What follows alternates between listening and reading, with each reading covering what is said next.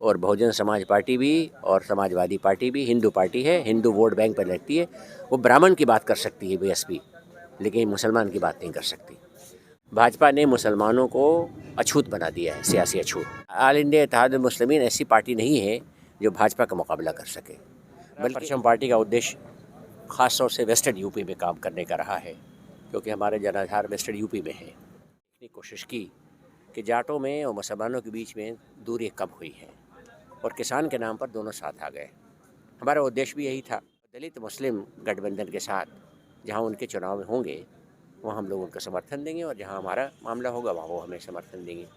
हमें इस सांप्रदायिक सरकार को बदलना है, और उसके बदलने के लिए जो कुछ भी हो सकता है रणनीतिक रूप में वो हम करेंगे।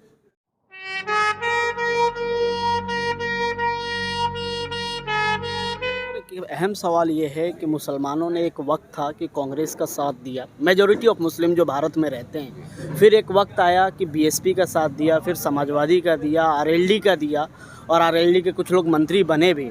और एक नई पार्टी उभर के आ रही है चंद्रशेखर की आज़ाद पार्टी, उसको भी मुसलमान साथ ले रहा है। आखिर क्या वजह है कि कोई मुसलमानों के साथ नहीं चलना चाहता है उसकी लीडरशिप में? आप बिल्कुल सही कहते हैं। मुसलमानों ने तो जनता पार्टी का भी साथ दिया था, जिसमें जनसंघ घटक के दल के रूप में थी। मुसलमानों को किसी पार्टी से कोई मोहब्बत नहीं है, लेकिन जो जैसे लोकतंत्र खतरे में था और जनता पार्टी ने कहा हम बचाएंगे इसको, तो मुसलमान उनके साथ भी आ गए। और आपको याद होगा कि उत्तर प्रदेश में, बल्कि पूरे नॉर्दर्न इंडिया में मुसलमानों के सहयोग की वजह से भी कांग्रेस का सुपड़ा साफ हो गया था। ऐसे ही समाजवादी पार्टी के ने कभी कहा कि हम आपको ऐसा माहौल देंगे जहाँ विकास हो सकेगा मुसलमानों का भी। या हमारे जैसे बहुजन समाज पार्टी के नेता थे काशीराम जी, इन्होंने कहा था कि बैकवर्ड और दलित अगर मिल जाते हैं, मुसलमान के साथ मिल जाते हैं तो समाज का माहौल अच्छा बन जाएगा। और बहुत कुछ आपने देखा भी होगा, परिवर्तन हुआ है। समाजवादी पार्टी की सरकार में भी, उसके बाद बसपा की सरकार में भी मुसलमानों को कोई ख़तरा नहीं था।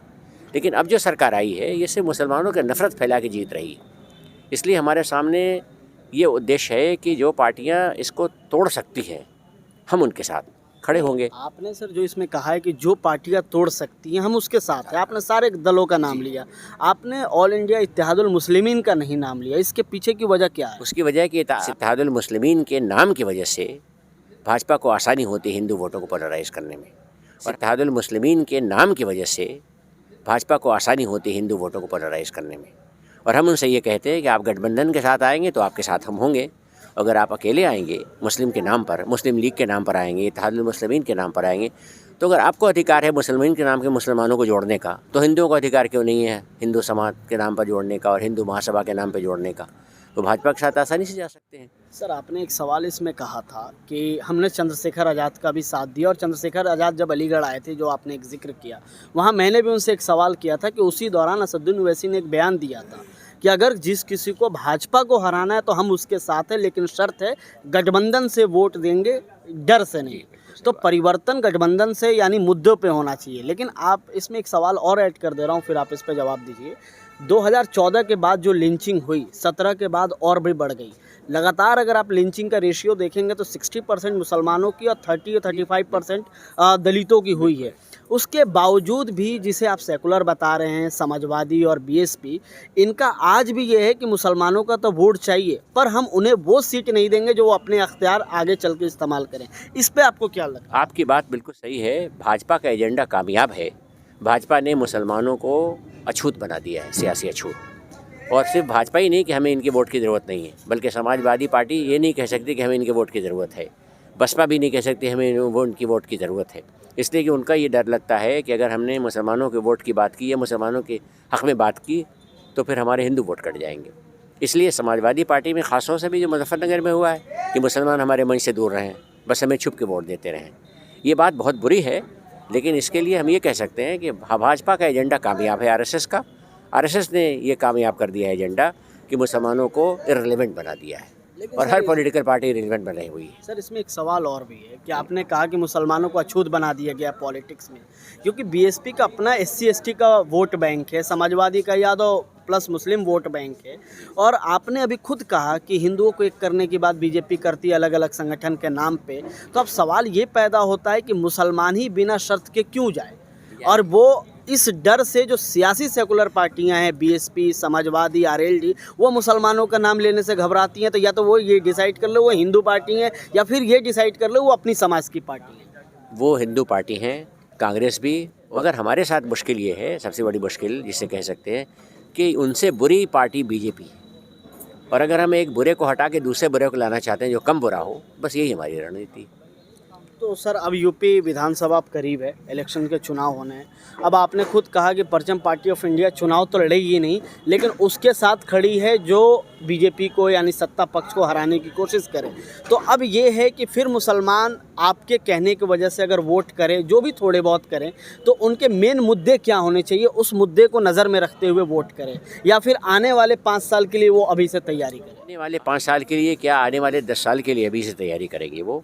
इसलिए कि 2024 का इलेक्शन जो बहुत बड़ा इलेक्शन होगा और उसमें बहुत कुछ चेंज हो जाएगा। लेकिन अभी का जो इलेक्शन सामने आ रहा है, इस इलेक्शन में हमारे सामने मुश्किल ये है कि सारी पार्टियां बीजेपी के एजेंडे पे काम कर रही हैं। समाजवादी पार्टी मुसलमानों के लिए बोलने को तैयार नहीं है, बहुजन समाज पार्टी मुसलमानों के लिए बोलने के लिए तैयार नहीं है, आरएलडी मुसलमानों के लिए कुछ बोल रही है, लेकिन इतनी बोल रही है कि हम सामाजिक सद्भावना चाहते हैं और किसान हमारा जो उनके रहते हैं उसको देखते रहते हैं। इसलिए हमारा फ़िलहाल जो मामला है वो ये है कि आरएलडी पश्चिमी उत्तर प्रदेश में एक बड़ी पार्टी है। अब उसका गठबंधन भी समाजवादी पार्टी से, तो हम आरएलडी को मजबूत करना चाहते हैं, ताकि जाट अगर मजबूत हो तो उसका संदेश हरियाणा में भी जाएगा और जगहों पर भी जाएगा। तो जाटों को मजबूत करना है ताकि ये भाजपा की राजनीति से जो जाट हटेंगे, उनको ये न लगे कि भाजपा के साथ नहीं तो हम सत्ता में नहीं। इनको हमें सत्ता में लाना है, जैसे पहले लाते थे चरण सिंह के ज़माने में, वैसे हमारी ये कोशिश है। हम सत्ता में नहीं आ रहे हैं, कभी भी नहीं आ सकते सत्ता में इस हाल में। हमारे साथ तो ये सामने कि जो पार्टियां सत्ता में आ सकती हैं, जो बीजेपी के मुकाबले में हैं, उनका साथ दे दें। और उसमें अगर सामाजिक सद्भावना भी बन जाए, जो नहीं बन पा रही यादवों के साथ, जाटों के साथ बन गई, इस पर ज़्यादा जोर देना। सर एक सवाल इसमें और भी है कि जैसे परचम पार्टी ऑफ इंडिया अभी जाटों का साथ देने की बात कर रही है, ये वही जाटों की बात हो रही थी जब 2013 में जब जाट मुस्लिम दंगे हुए थे, जो बीजेपी ने उससे फ़ायदा उठाकर हिंदू मुस्लिम दंगे करार दिए, और आज उसी जाटों के साथ जान। तो बरसों बरसों में हर नेता जो पॉलिटिकल पार्टी, जो मुस्लिम पॉलिटिकल पार्टी की बात करता है, वो किसी ना किसी तरीके से वो अपने आप को डाइवर्ट करने की कोशिश करता है।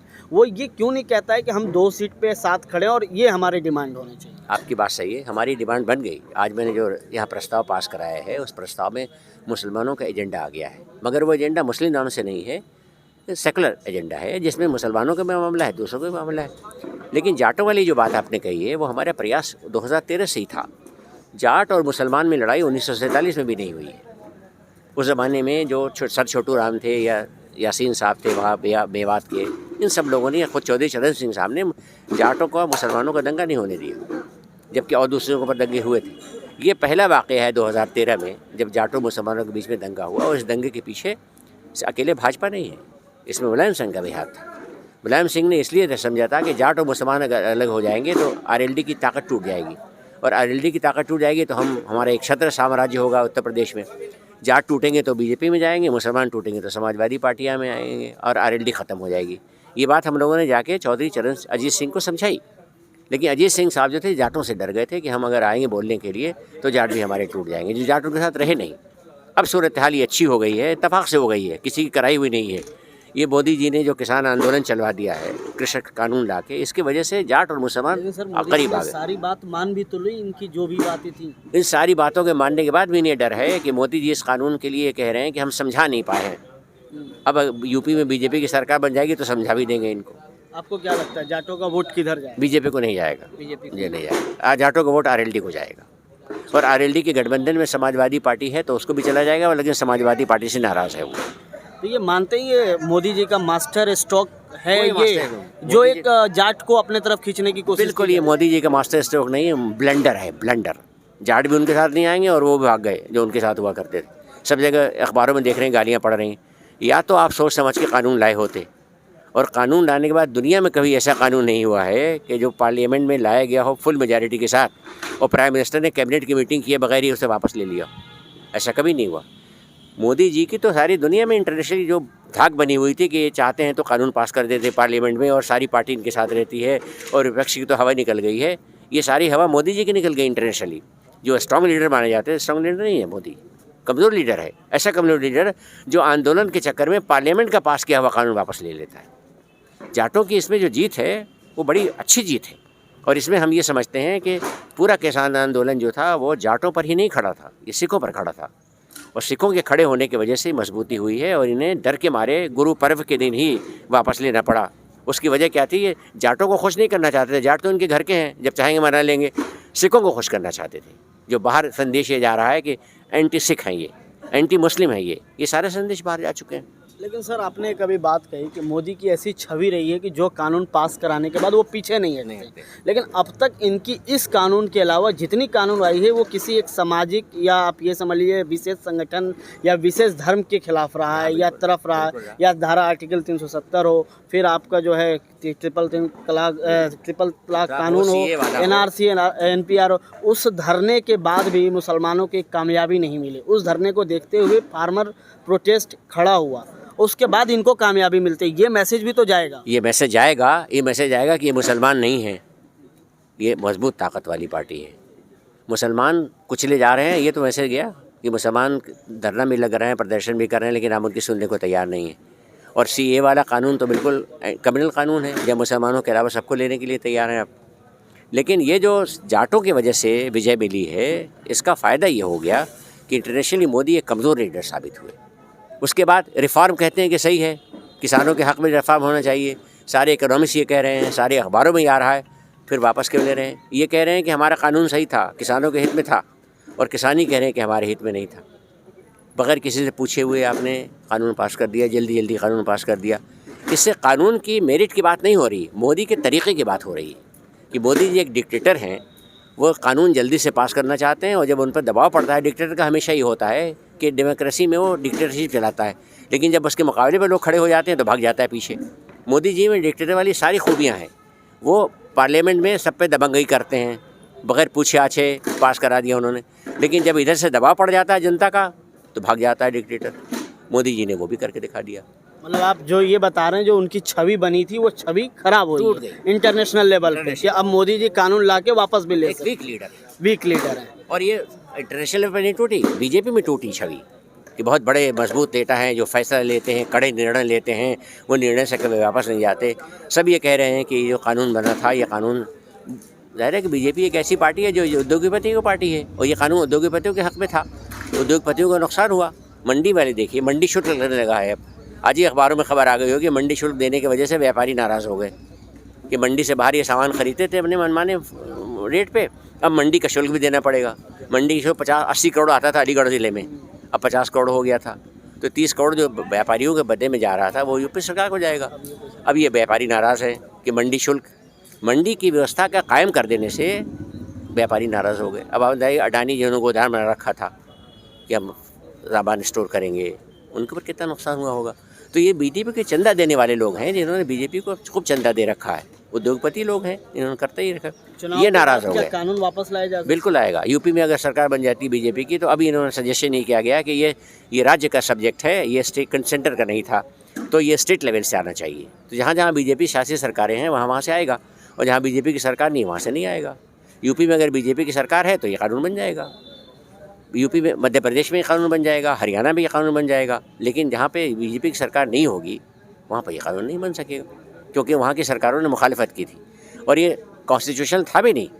ये जो किसानों वाला मामला है, ये स्टेट का सब्जेक्ट है, ये सेंटर को इस पर कानून नहीं बनाना चाहिए था। मोदी जी की थू इस पर भी हुई है कि आप कॉन्स्टिट्यूशनल मामला को नहीं समझते हैं, राज्यों के मामले में हस्तक्षेप कर रहे हैं, आप राज्यों का जो उनका स्वायत्तता थी वो आपको तोड़ रहे हैं। मतलब आप सर ये मानते हैं कि अगर अब दोबारा बीजेपी की सरकार यूपी में आती है तो वो फिर से कानून लाया जाएगा, तरीका बदलते हुए, जहाँ जहाँ सरकार होगी वहाँ कानून पास कराएंगे। ये मोदी जी ने साफ ये कहा है कि हमें अफसोस इसका है कि हम समझा नहीं पाए लोगों को कि ये कानून आपके हित में था।